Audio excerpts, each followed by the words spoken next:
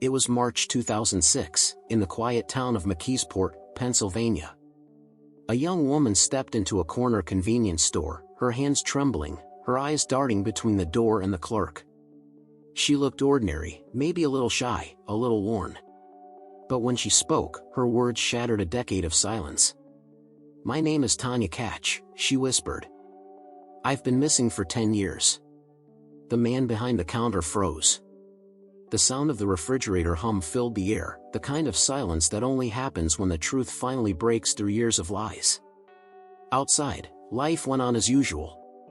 Cars passed. People walked. No one knew that just blocks away, in a quiet house tucked behind overgrown hedges, a missing girl had been living all this time, hidden in plain sight. She wasn't found in the woods. She wasn't rescued from a stranger's basement. Her captor wasn't some faceless monster, he was the school security guard, the man whose job it was to keep her safe. For 10 years, Tanya Kach lived under his control, a child stolen not by force, but by manipulation, fear, and silence.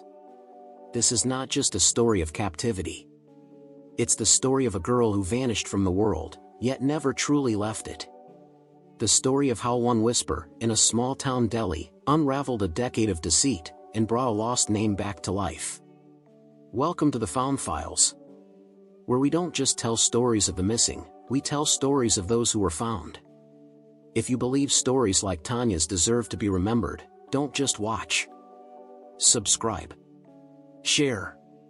Help bring light to the lost.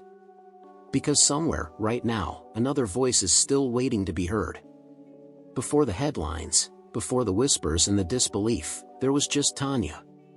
A shy, brown-eyed girl from McKeesport, Pennsylvania, a steel town built on hard work and quiet dreams.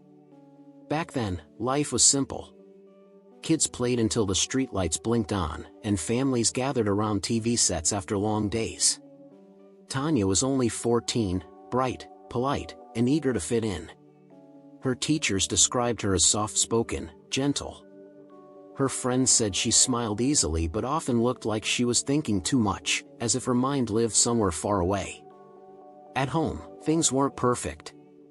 There were arguments, misunderstandings, the push and pull of a teenage girl trying to be heard. Like many young teens, she craved a voice, someone who would listen, someone who'd say she mattered. And then, she found him. Or rather, he found her.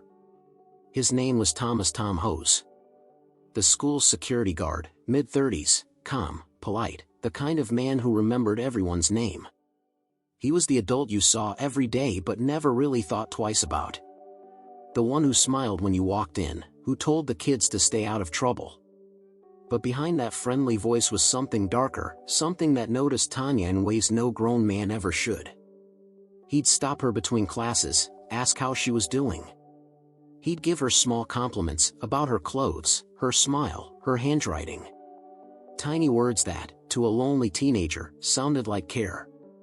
But to him, they were a strategy. Day by day, his presence became a pattern. He'd slip her little gifts, candy, pens, small things that felt harmless. Then, he began to offer her something more dangerous, attention. He told her she was different. Special. He told her he understood her in ways her parents never could. He was a man twice her age, planting seeds of trust that would soon become chains. In a town where everyone knew everyone, no one saw what was happening right under their noses. To them, Tom Hose was just the security guard at Cornell Middle School. To Tanya, he was becoming her escape, her secret, her whole world.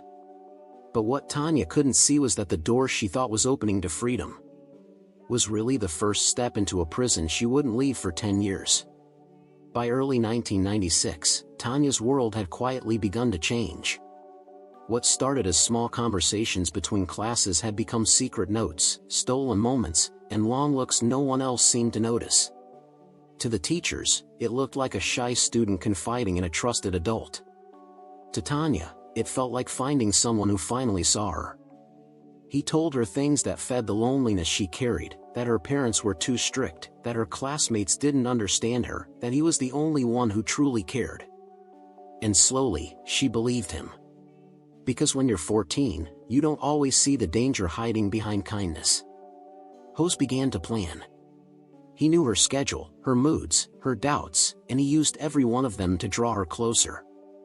He told her that she deserved a better life, that they could start over somewhere else, just the two of them. And one cold February night, she listened. On February 10, 1996, Tanya packed a small bag, a few clothes, a hairbrush, maybe a note that was never found, and stepped out into the night. The girl her parents kissed goodnight would never return home. Her father woke to the sound of emptiness, her bed unmade, her schoolbook still on the desk. By morning, posters with her photo lined telephone poles and gas station windows. Missing, Tanya Kach, age 14. The police searched the woods. They interviewed friends, classmates, and neighbors. The whole town came together to look for her. And in the middle of it all was Tom Hose, offering sympathy, joining the search, pretending to share in their worry. He hung missing posters. He asked questions. He shook her father's hand. All while knowing the truth. Because while McKeesport prayed for Tanya's safe return, she was already locked away, just a few streets over, in the bedroom of the man who took her. For the world, Tanya had vanished. For her captor, the plan had worked. He told her this was love. He told her the world had forgotten her. And soon, she'd believe it. The door clicked shut. And with that sound, her old life ended. For the world outside, Tanya Kach was a missing child. But for Thomas Hose, she became something else entirely, a secret he hid behind the ordinary hum of his suburban life. Behind the peeling wallpaper of a modest two-story home in McKeesport, a 14-year-old girl was being erased from existence, one day at a time. Inside that house, Tanya wasn't allowed to be Tanya anymore. She became Nikki Allen, a name Hose invented, a character he could control. For the first few weeks, she lived locked in a small, dimly lit bedroom, her only window covered with thick curtains, the air heavy with silence. Hose told his parents she was staying with a friend. Eventually, he moved her into the attic, then the second floor, keeping her hidden whenever guests came by. There was no school. No phone. No friends. Only the sound of his footsteps climbing the stairs, a reminder that her world began and ended at that locked door. He told her the outside world was dangerous, that her parents didn't want her anymore. And as the months turned to years, that manipulation worked its way into her thoughts. She started to believe she really was forgotten. Imagine growing up, not in a home, but in a hiding place. Watching the seasons change through slivers of sunlight. Hearing the laughter of children outside and wondering if anyone still said your name. Hose continued living his life as if nothing had happened. He went to work every morning as a security guard, smiled at neighbors, and came home to the girl no one knew existed. Tanya learned to stay quiet, to move only when he allowed it. But captivity wasn't just physical, it was psychological. He broke her identity down until she couldn't remember what freedom felt like. He told her she was lucky he cared. Luckily he saved her. Lucky to have a roof over her head. That was the lie she lived for nearly a decade. In time, Hose began allowing her small privileges, moments of trust he believed proved her obedience. She could walk downstairs when his parents weren't home, sometimes even step outside for air at night. But freedom is a flame that never truly dies, and deep within Tanya, that spark of defiance still burns. Years passed. The little girl who disappeared in 1996 became a young woman in her 20s, hidden in plain sight. The world moved on, new presidents, new technologies, new children playing where she once had. But she remained frozen in time, the girl upstairs, living a life that wasn't hers. And then, one day, a chance encounter, one small, human connection, began to unravel everything Hose had built. It started with a single act of kindness that would change everything. It happened slowly, like a light beginning to flicker in a room long left dark.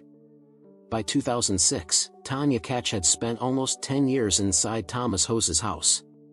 10 years of silence, of pretending, of shrinking herself into the background. But the more freedom Hose granted her, the more her mind began to wake up again. He trusted her now, too much. He let her step outside as long as she came right back. He even allowed her to take small walks in the neighborhood, under the name Nikki Allen. Hose had crafted such a convincing lie that he believed no one would question it. But that was his mistake. One day, Tanya walked into a local convenience store, a rare moment out in the open. Behind the counter stood Joe Sparico, the store owner, a man who treated everyone who walked through his doors with kindness. He noticed her right away, the way she seemed shy, uncertain, like someone unused to being spoken to. Over time, he began to talk with her each time she came by, small words, little smiles. For Tanya, those short conversations became something sacred, a reminder that she still existed in the world. That she could be seen. That someone could look at her without control or fear. Joe sensed something wasn't right. She always looked over her shoulder. Always seemed nervous about time. He never pried, but he offered warmth, a kind of humanity she hadn't felt in years. And then one day, she trusted him. In a hushed, trembling voice, Tanya told Joe the truth, that she wasn't Nikki Allen. That she was Tanya Kach, the girl who vanished from McKeesport Middle School 10 years earlier. She told him about the house, the lies, the man who stole her life. Joe listened, shocked, but calm. He urged her to go to the police, to take back the life that was stolen from her. And for the first time in a decade, Tanya stepped forward, as herself. That single moment, a quiet conversation between a captive and a stranger, became the turning point. A spark that tore through the years of silence. Within hours, the truth began to unravel. Authorities were alerted. Thomas Hose's secret life began to collapse. The girl who was never supposed to be found had just come back from the shadows. But before the headlines, before the chaos, there was still one thing left to happen. A reunion nearly 10 years in the making. When the truth finally surfaced, it felt unreal, like the world had suddenly remembered a story it had buried a decade ago. March 2006. The McKeesport Police Department received a tip that would shake their entire community. A young woman, quiet, pale, nervous, had come forward, claiming to be Tanya Kach, the missing girl whose name still lingered in old case files and fading "Have you seen me?" posters. At first, they hesitated. Could it really be her? After all, Tanya had been gone for 10 long years. People had moved on. Teachers retired. Friends graduated and grew older. Even her family had begun to live in that painful limbo, caught between hope and grief. But when Tanya gave details only the real Tanya could know, the street she lived on, the faces of her parents, the color of her childhood bedroom, there was no longer any doubt. The impossible had happened. The girl who vanished at 14 was alive at 24. News spread like wildfire. Reporters gathered outside the police station. Neighbors stood on porches in disbelief. And in a small living room across town, Tanya's father, Jay Kach, received the call that shattered 10 years of sorrow. He didn't believe it at first. How could he? For so long, his life had been haunted by the question of where she went, and why no one ever found her. Now, that question finally had an answer. Thomas Hose, the trusted school security guard, the man once seen as a protector, was arrested. The revelation stunned the community. He had worked every day among parents, teachers, and police, while hiding the very girl everyone was searching for. As the truth unfolded, the details broke hearts. The stolen adolescence. The manipulation. The lost years she could never get back. But beneath all the shock and outrage was something deeper, the miracle of survival. Tanya had endured 10 years of captivity and still found the courage to speak. She had chosen truth over fear, freedom over silence. And in doing so, she reclaimed her name, her story, her life. The world was finally speaking her name again, but this time, not as a missing girl. As a survivor. And as she prepared to reunite with the family that had never stopped searching, McKeesport, and the world, would soon witness one of the most emotional homecomings imaginable. The house was quiet when they brought her back. But it wasn't the same kind of quiet she had lived in all those years. This one was filled with anticipation, with the kind of silence that holds its breath right before something sacred happens. When Tanya stepped out of the car, her legs trembled. She had imagined this moment so many times during those long nights in captivity, what her father's face might look like, whether her family would still remember her smile, her voice, her scent. And then, through the blur of flashing cameras and police lights, she saw him. Her father, Tanya Kach, stood frozen at the doorway. For a second, he couldn't move, as if his heart needed to catch up with what his eyes were seeing. 10 years of pain collapsed into that single moment. Then he ran to her. Their embrace was not gentle. It was desperate. It was the kind of hug that tries to make up for a decade of missed birthdays, of sleepless nights, of unanswered prayers. Jay wept into his daughter's hair, whispering her name over and over, as if to convince himself it was really her. For Tanya, the world seemed to stop. After so many years of being Nikki Allen, she could finally breathe as Tanya Kach. The lost daughter. The survivor. The girl who came home. Family members flooded in, laughter mixed with tears, disbelief with gratitude. It wasn't just a reunion, it was resurrection. McKeesport had watched her story unfold in headlines and newscasts, but in that living room, it was something far more human, the quiet miracle of love reclaiming what evil tried to erase. As the cameras rolled, she smiled through tears, her voice trembling but certain. "I'm free. I'm finally free." That one sentence, simple, unpolished, real, carried the weight of every year she'd lost and every ounce of strength it took to get here. But survival is not the end of a story. It's the beginning of a new one.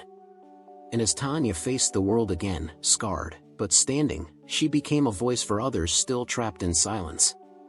She was proof that even after a decade of darkness, light can still find its way home. For 10 long years, Tanya Kach lived in the shadows, hidden behind closed doors, her name fading into the list of the lost. But somehow, against all odds, she found her way back into the light. Today, when we speak her name, we remember not just the crime, but the courage. Because survival isn't about escaping a place, it's about reclaiming your voice. And Tanya did exactly that. She rebuilt her life piece by piece, learning how to trust again, how to dream again, how to live again. Her story is not just about captivity, it's about resurrection. It's a reminder that evil hides in plain sight, sometimes behind uniforms, titles, or kind smiles. But it's also a reminder that hope never truly dies. Somewhere out there, right now, another family is still waiting for their missing child to come home. Another name still sits in a cold case file, gathering dust, waiting for someone to care enough to remember. And that's why the Found Files exists. Because every time you watch, share, or subscribe, you're helping us bring these stories back to life, the forgotten, the missing, the silenced. You're helping us remind the world that every lost soul deserves to be found. So before you click away, pause for a second. Think about Tanya's father, the years he spent searching for a daughter he thought he'd never hold again. Think about Tanya, the little girl who grew up behind locked doors but never stopped believing she'd see the sun again. If stories like hers move you, don't just watch and scroll past. Subscribe to the Found Files. Because the next story we tell, the next miracle, could be the one that brings another missing soul home. This isn't just a channel. It's a promise that their names, their faces, their stories, will never be forgotten again.